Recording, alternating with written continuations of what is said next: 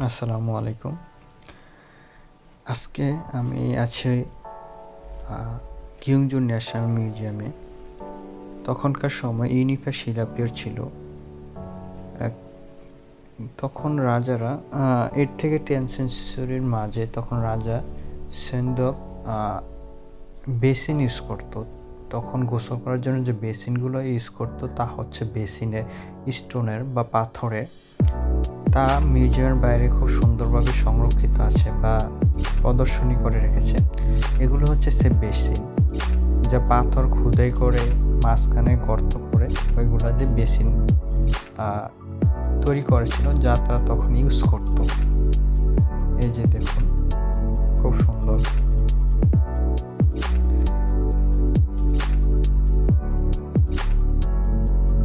এই সবগুলো এখানে শুধু বেসিন, পাশাপাশি আরো কিছু আছে বেসিন টাইপের।